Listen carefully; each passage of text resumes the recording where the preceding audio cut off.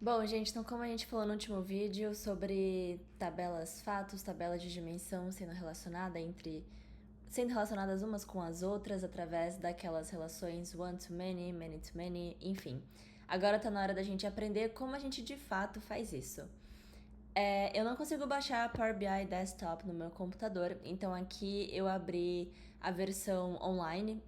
Você consegue abrir em qualquer browser que você usar, Google Safari. Nesse caso, estou usando Safari, mas enfim, não importa.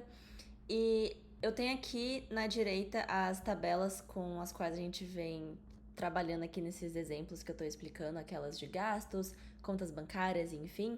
Então, são elas que a gente vai usar hoje. Eu apenas renomeei elas, então aquela tabela de fatos, renomeei aqui para fato gastos e aí eu coloquei dim no começo de cada tabela de dimensão. Essa tabela aqui, dim data, é a tabela com as datas, na verdade aqui seria date, não data, mas enfim. Com datas que eu vou falar no próximo vídeo, né, como eu falei anteriormente. Então não liguem para ela agora. Eu vou incluir ela aqui só para vocês verem como funciona.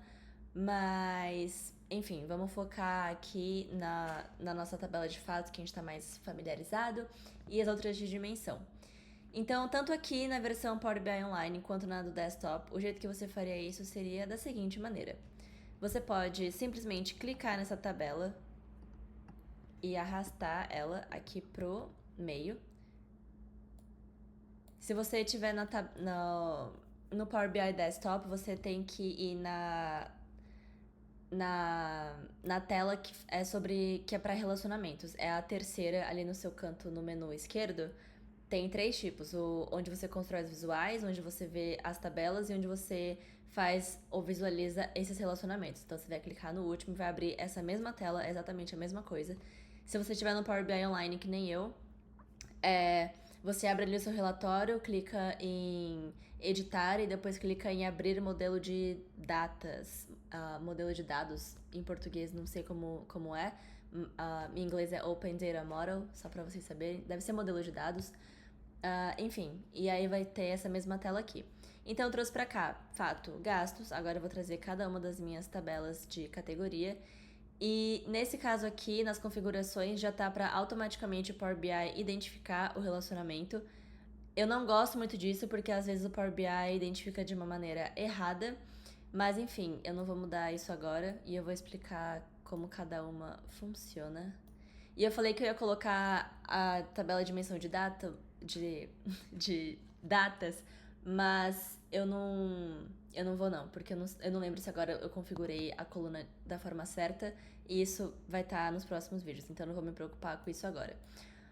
Vou colocar aqui essas quatro tabelas de dimensão, como a gente já esperava, e agora a gente vai olhar cada uma dessas relações que já foi criada.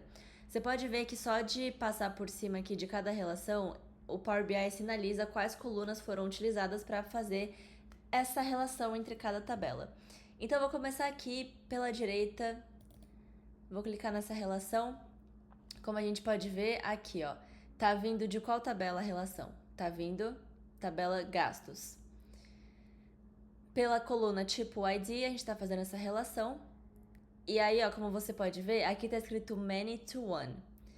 E como, se vocês se lembrarem, no vídeo anterior eu falei que a maioria ia ser one to many. Mas, de novo, isso depende de onde cada tabela está posicionada, óbvio. Porque se aqui pra cá tá one to many, você inverte elas, vai virar many to one. Que foi exatamente o que aconteceu aqui. Quando eu cliquei, ó, nessa relação, mesmo com a setinha apontando para o fatos, que a gente pode ver que é one to many, como eu falei, a relação mais comum. Mesmo assim, quando você clica, o Power BI colocou aqui em cima que tá vindo da tabela fato gastos. Por isso que a relação que ele identificou aqui foi many to one e não one to many. Mas se você se incomoda com isso, você pode fazer. Aí não vai aparecer agora. Mas vamos supor que você. Vou editar outra relação aqui. Das categorias para ir até fato gastos. Aí você coloca one to many, que é a que a gente já esperava.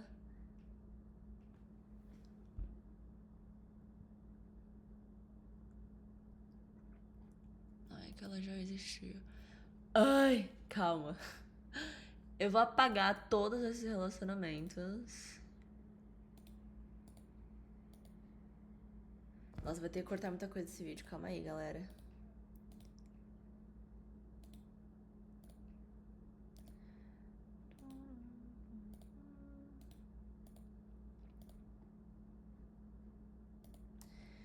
Bom, gente, apaguei aqui todas as relações, os relacionamentos que o Power BI criou automaticamente, porque a gente vai criar nós mesmos. Então, vamos lá. Vou começar pelo tipo ID. Uma forma bem fácil de fazer isso é da seguinte maneira: você vai clicar nessa coluna tipo ID e você vai arrastar até tipo ID aqui nos fatos. E aí ele já vai identificar, ok, é one to many. Realmente, o Power BI está certo. Por que é one to many? Porque aqui tá saindo da tabela dimensão e indo para a tabelas gasto. Então a gente pode ver aqui, from table, dim tipo, to table, fato gastos. Então aqui não se repete nenhuma vez, só aparece uma vez, então é one. Aqui aparece várias vezes, como a gente pode ver. Então é many, one to many. E aqui o filtro,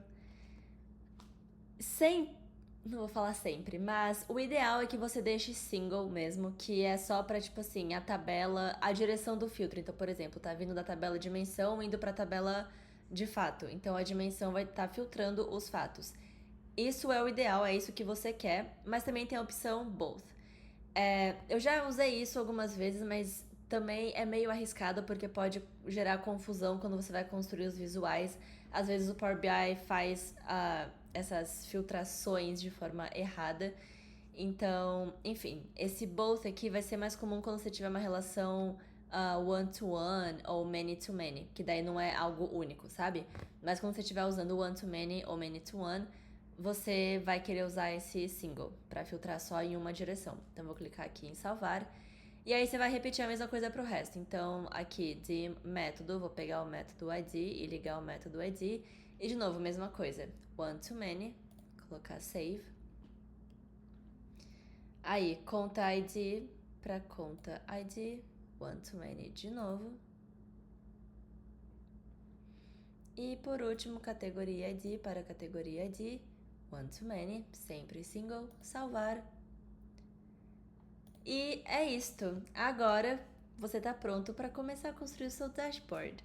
Não 100%, né? Porque ainda faltam algumas coisas, mas a partir de agora, já que você tem todas essas relações, se você quiser criar um gráfico, por exemplo, colocar ali categorias versus os gastos de cada categoria, você já vai conseguir fazer isso porque o Power BI já sabe a relação entre elas. Então ele vai saber que assim que você pegar qualquer coisa dessa tabela e jogar ali num gráfico e depois pegar alguma coluna dessa tabela e jogar no mesmo gráfico, ele já vai saber como relacionar elas.